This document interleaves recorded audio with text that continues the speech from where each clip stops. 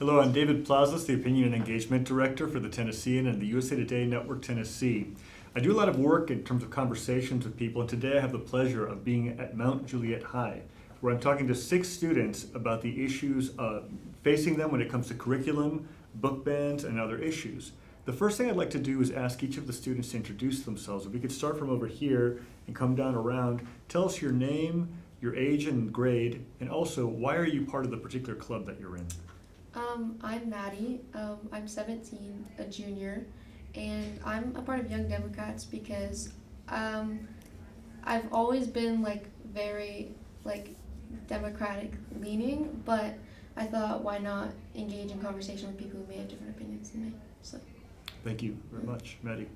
My name is Tyler. I am the VP here at MJ for Young Democrats. I am 15.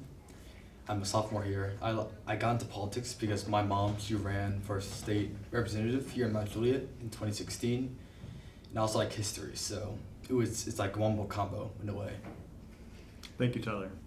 I'm Skyla. I'm 15. I'm in 10th grade. I am the president of Young Democrats, and the reason I'm a part of this club is because I've always had a passion for politics, and I don't really talk about it much with friends because it always tends to become a flared thing. So I thought having a safe space to talk about politics would be perfect for me, so that's why I'm a part of this club. Thank you, Scott. My name is Jackson Sanders. I am 17. This is my second year in Young Republicans. I've always been passionate about politics and government, and I'm super thankful that we have both groups where we have a little area, talk about politics and stuff we both share a passion for. Thank you, Jackson. Which can I look at? I just want to look at you. All right. My name's Henry Thiessen. I joined Young Republicans because my family has always been conservative, and I have a passion for conservative values, and it's a great place to talk about politics with people that have the same values as I do. Thank you, Henry. I'm Daisy. I'm 14. I'm a freshman. And I joined Young Republicans because I've always grown up with, people in my family being involved in politics. And like Skyla said, I can't really talk about it with friends because it always ends up starting something. So I just decided, So I've been involved in these kinds of conversations for a long time, and this is really special because it's sometimes very difficult to get people of different opinions together in the same room to talk about the things that they're passionate about. So first of all, thank you so much for taking the time to do that. So today we're going to talk about this issue of book bans. And I wanted to get a sense of for you, what does that mean to you? Is it something that you think about, and how has it affected your own life? And I can certainly call on you, but if you have a strong opinion, just tell me, who has a strong opinion about book bans here? Yeah. I think banning books doesn't fix any issue that anyone has an opinion on. I think it just kind of makes it harder for people to get information, and kids will find it either way. So I think banning it isn't really, it's not solving an issue. It's just kind of trying to restrict information from being spread. So. Thank you. Anybody from this side? yeah, like she said, it's some of the things that are being banned have no reason to be banned, and the reasons that they are being banned are things that we still talk about in school. And like she said, we need this information. It's stuff that's still being taught that we can't get access to without having to go somewhere, and a lot of people can't go get that. Yep. Okay, please, Andy. I agree, but anything with that's just inappropriate, anything with sexual conduct, stuff with that in books, inappropriately, unless if it's referencing it to bring awareness to something, then I'm fine with that. But if it's something that's really inappropriate and stuff, I saw a video of a mom reading out a book with explicit sex in it, and I don't think that should be in schools because we're not allowed to watch porn in school, obviously. So I don't think we should have books like that. Thank you for sharing that. I completely agree with that. I don't think it's right to have that type of content in schools. However, most of the books that have been on this large list, a lot of them don't have reasons for explicit sexual material. And a lot of them, I feel like we just don't want to talk about them. But just banning the book isn't going to prevent the topic from coming to light. Mm-hmm. So I don't think that there's a reason that we should be banning that material. Are there any particular books that you have wanted to take out of your library that you can't get these days? Specifically, one stuck out to me because my mom was actually reading this book, and she told me to go read it. And it's Where the Crawdads Sing, and I refused to watch the movie, but now I can't get the book in schools. And of course, I guess I could like always ask my mom to go and like buy this book, but I could have gotten it for free at school, and now I can't. So How does that make you feel? a little like, okay, a little angry because somebody decided that this book could no longer be accessed, and I'm affected by that, so it's not very nice. Thank you. Anybody else here would like to share their thoughts? Jack? A Handmaid's Tale by Margaret Atwood.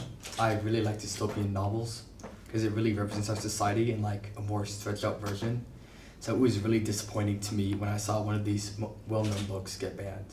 Mm-hmm. And how did that make you feel? I was like mad because it's a famed book. It has a movie, right? You know, Mm-hmm. it really represents our society and it helps us understand what it is. It's like taking away that speech that like it restricts it, so no one can learn about it. Thank you. I heard there's some Dr. Seuss books that got banned. Yeah. Pinkalicious. Yeah, That's that's one that I was mad oh about. my god, I read What's that. the other one? Is it? Oh no, No, no, David? David. Yeah. No, it's not the one I'm thinking of. I'll forget. But I love my Dr. Seuss, man. But when you heard that, what did you think about that? I was confused. I'm not in agreement with that. There had to be like some hard evidence to sway me over, but it's just Dr. Seuss, so yeah, Yeah. there's nothing really. Yeah, I was especially mad about Pinkalicious because it's just a kid's book, and Fancy Nancy was also one of them. Okay.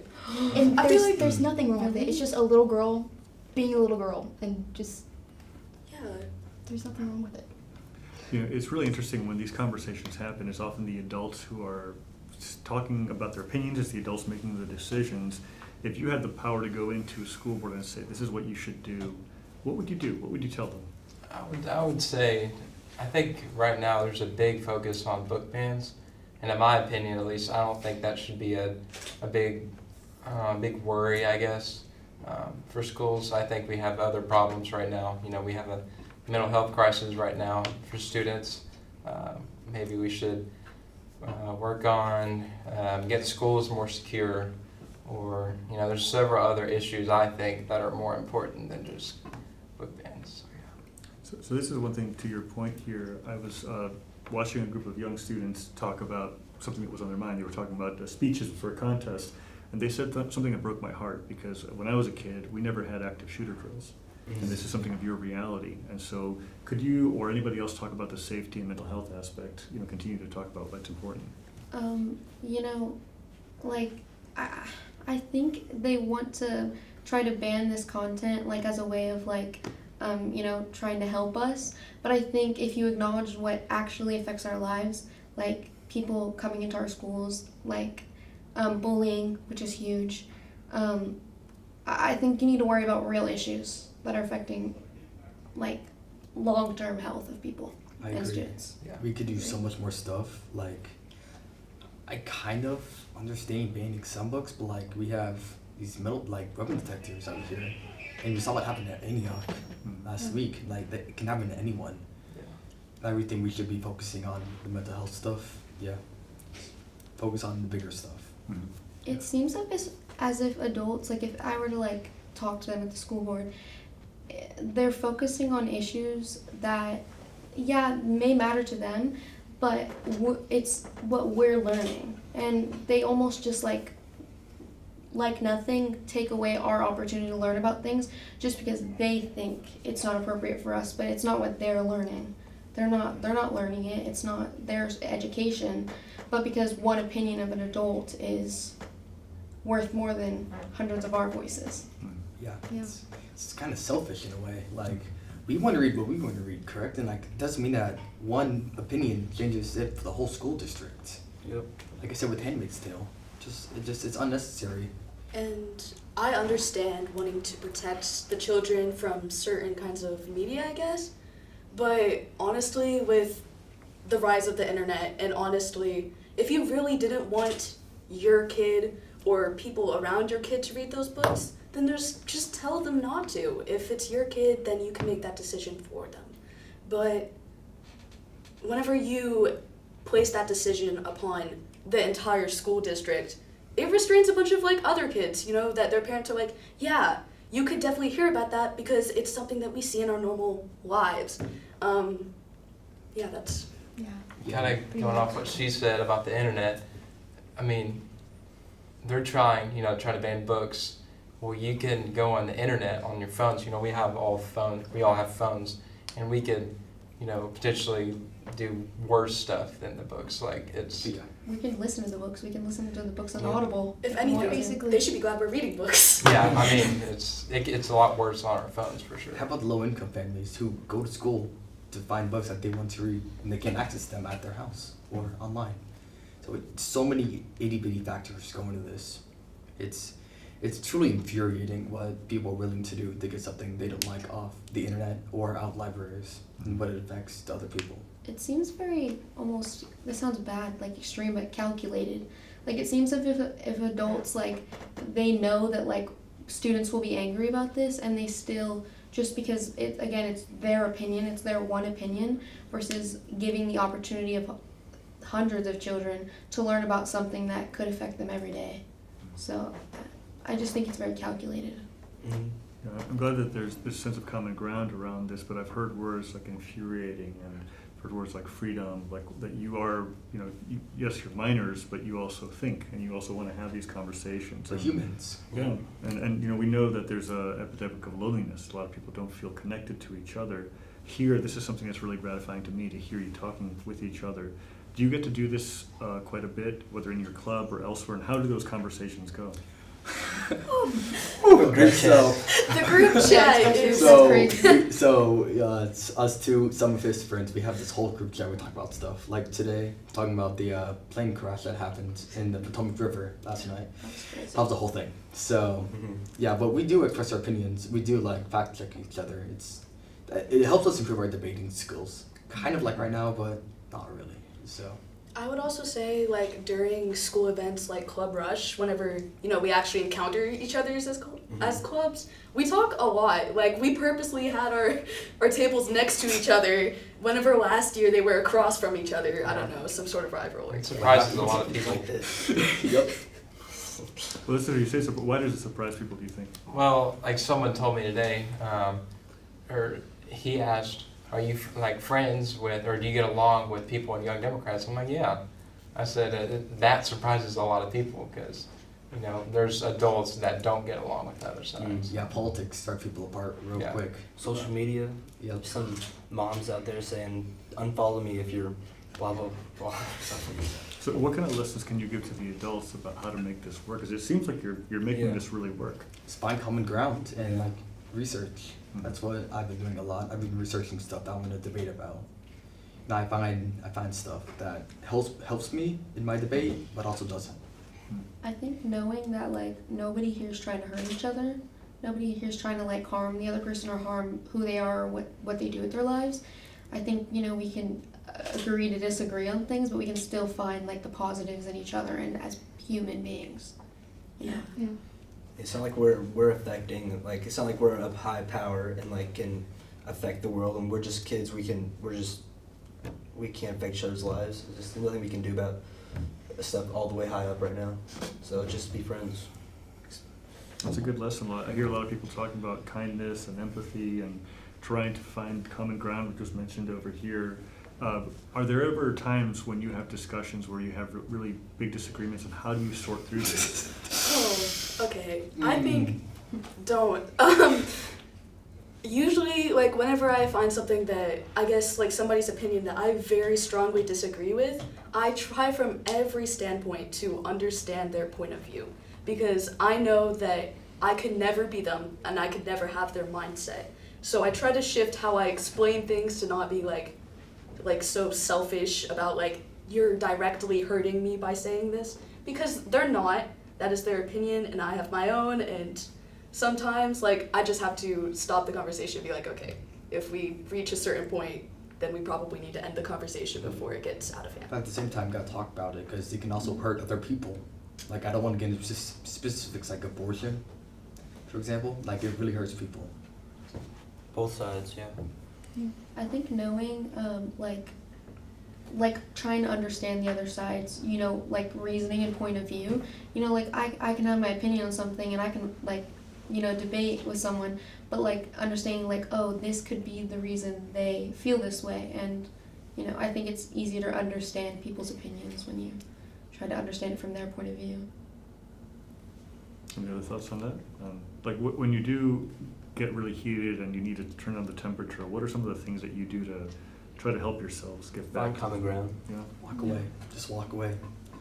Like, if it's not worth the conversation, just walk away. It's big, yeah. Yeah, be the better person.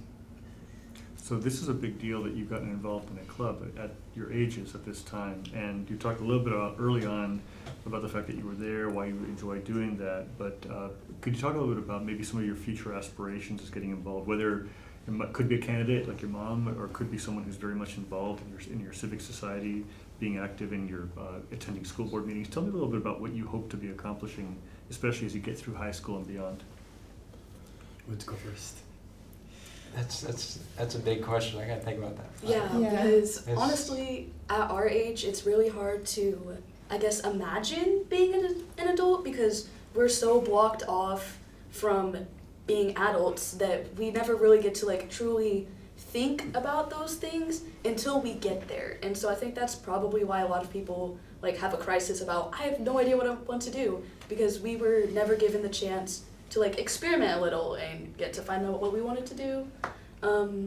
Perhaps I would like want to like volunteer at like polling, like simple things like that to like start out and then maybe build up, but I've not experienced it enough to know what I'd want to do. That's fair. I would like to debate and like just, I'm really interested in politics, but I'd also like to go to like a school board meeting and just talk about stuff.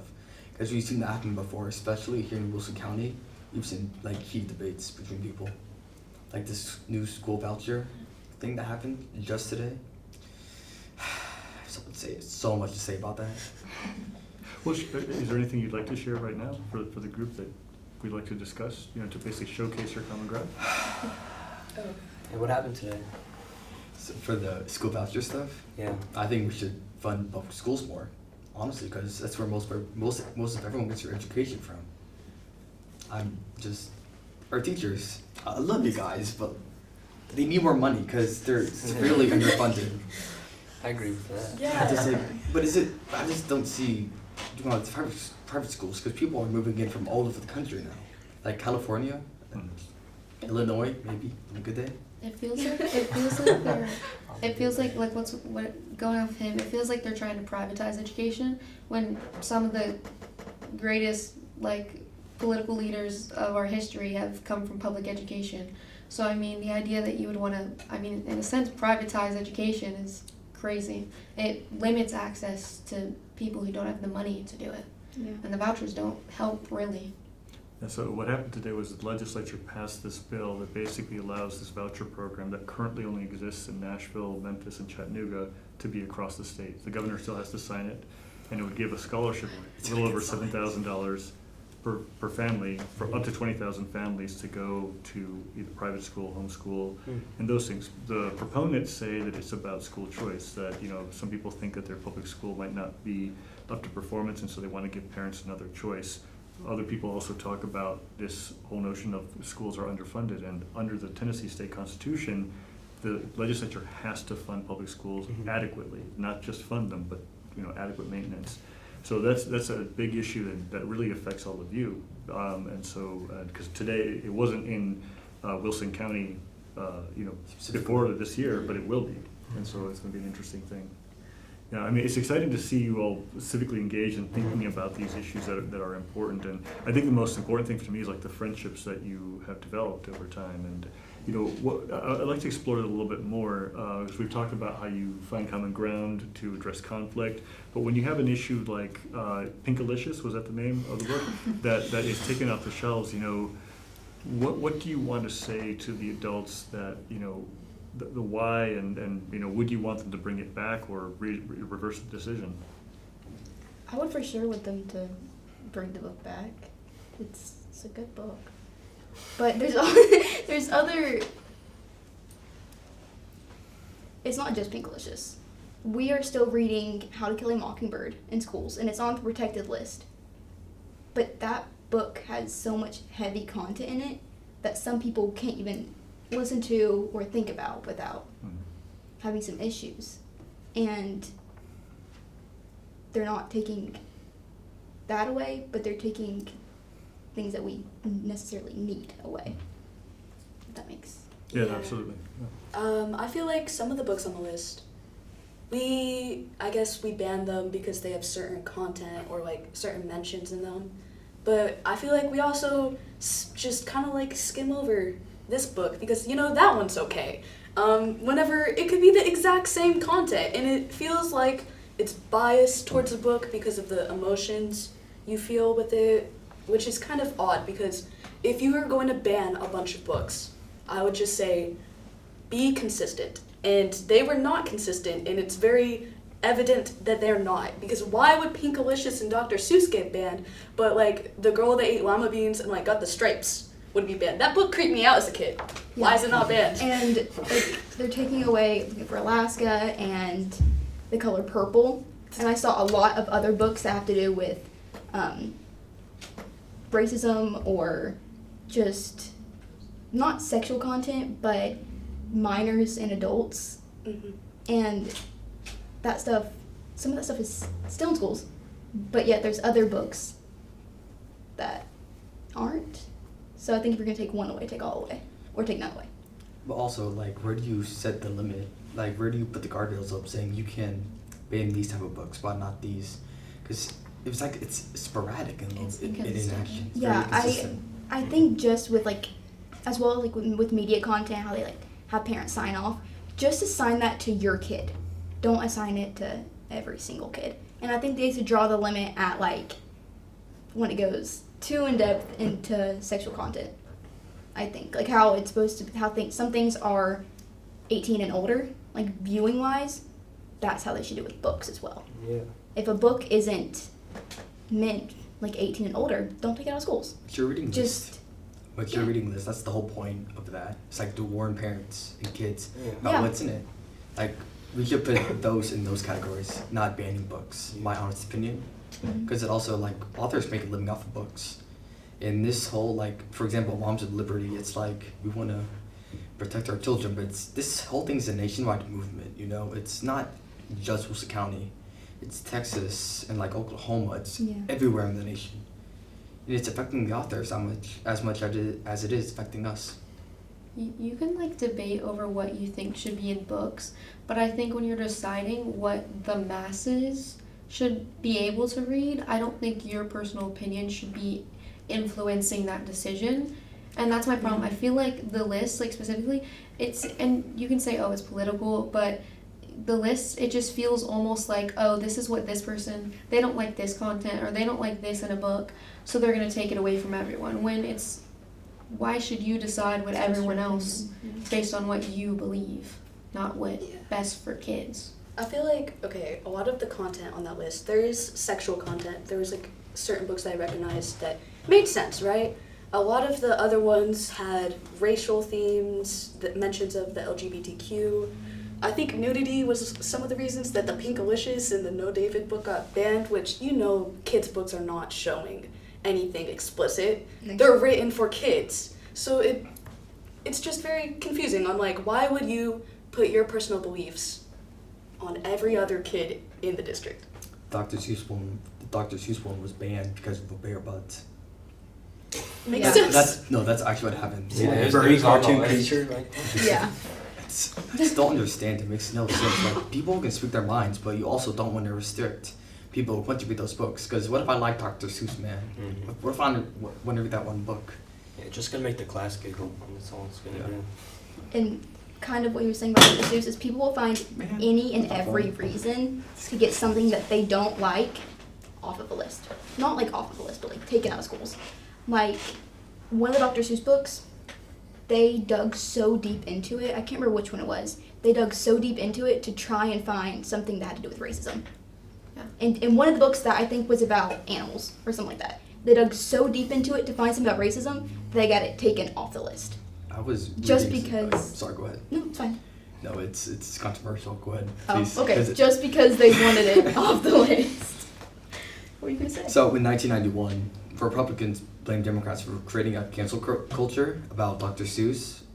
Yeah, they kind of, it's kind of hypocritical in a way, because like they said Democrats did it, then now they're flipping it, now they're doing it, and they're like, it's kind of hypocritical in a way, and it's frankly it's like it's annoying because just I don't know like what's the plan here with all this. It affects everyone. We live in Tennessee, so we live in a very red state. So I think the list, it's like Skylar brought up, like the racial content and like LGBTQ rights and things like that. Like it seems very politically motivated and seems very like we live in a red state and we don't want this because this is our political beliefs.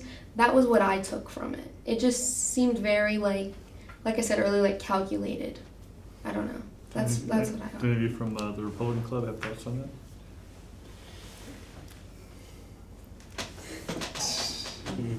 No. I mean, yeah, I mean, I agree with her. Like I said earlier, they spend so much time on trying to ban these, these books that really shouldn't be banned, like Dr. Seuss and stuff. But like, why waste the time, Animal racism. There's better stuff to do. Yeah. That's just There is. Zootopia. Oh, yeah. Like, oh my god. We see this stuff in movies all the time, and now you're banning it in book form? You let your kid watch that every afternoon. Don't even play with me. Well, we have just a few minutes left of the recording. I want to thank you, first of all, for being here. But there's one thing that Scully had mentioned, and I want to just bring it up to the group about Where the Crawdads Sing, that you can't get it at your school library. If there was a book or material that you wanted to get, where would you go to get it? Amazon. Support the public library. Target? Yeah. Target, man. Don't ban anything at the public library. I mean, Yeah, that's where it gets out. no of hand. censorship there. That's Yeah. 18 above. Too far. Yeah. It's hard to find a lot of the time to go to the public library or to like go to the store, so I think Amazon. Especially if they ban it in schools, then everybody that Yeah. wants that book is going to go to that library, and then you're going to be waiting and waiting and waiting. And like audiobooks and like I guess reading it online, it's not the same. It's like, really not. Everybody knows that you process things better whenever you have it in book form in front of you. So Also, a lot of people can't afford to go out and buy the books. I think it's like disregard like opinions about the books. Like if you're restricting it, that means like kids who can't afford to go get those books don't have an opportunity to get them. So I think it's doesn't make any sense to restrict them. All right, well, as we conclude, I'd love to start this way and come around. Just, just a reflection in terms of what kind of advice would you give to the adults as they continue making these decisions about your education and what you get to learn? What do you want to tell them about what they should do? It's not just you that is being, it's not just your opinion. It's all these other students and people that need this information or would like this information that they can't get a hold of now just because you didn't like it or because this 3 or 4 people were like, oh well, we don't want that anymore, we don't like that, that's not for us, that's not for my kid, so you're gonna limit that for hundreds of other kids. Thank you. Yeah, just put yourself in other people's shoes. Like pretend like you're just think of someone else on the other political side. Like just thinking like, what would they do? And then like try to process like all the other people in your state and just realize not everyone wants that band and not everyone has the same views and just I don't know. Just don't be for censorship. Is all. Yeah. Yeah, I agree with both of their points. I'm going to say this for the third time. I'm sticking to my point. Stop wasting time. We have other stuff to worry about, mental health, and we got other stuff to worry about besides book bans. So. Thank you, Jackson. Scully? I have one question for them. What does this accomplish in the long run? Because I know whenever they were probably our age, they probably knew of the exact same content. And so them taking it away, what does it do? It has absolutely no benefit for our students whatsoever, so what was the point of it in the first place? What you said. But there's so many other things to focus on. There's no point to this that actually gets us anywhere. Yeah, and I don't think it does anything for high school students either. stop being selfish. I think it's that simple. Let people read what they want to read and don't let it just affect them. Also, let's leave it up to the pros. Carrie Pfeiffer, he was running for our school board district this year, and he was a teacher for like 10 years. And instead, they voted this other person over her. And it's like, just leave it up to that teachers who once had these books in their hands. Just let them give their opinions. Not people who probably send their kids to private schools, let's be honest. Just leave it up to the pros, let them decide. Thank you, Tyler. Matt? Kind of what he said. Leave it up to the people who have the daily impact on students' lives, teachers, and put yourselves in kids' shoes and realize that your opinion isn't necessarily everyone's. So. Well, we want to thank you very much, the Mount Juliet High you. students, the Republican Club, and the Democratic Club. You've done just a great job of addressing these issues, and you provide a model for me and other adults who I've also been in your position, as was mentioned before, and don't like censorship and want to read what we want to read. So thank you so much for your very cogent, intelligent, insightful answers, and I'm very hopeful for the future. So everyone, thank you so much on behalf of the Tennessean. We appreciate you watching.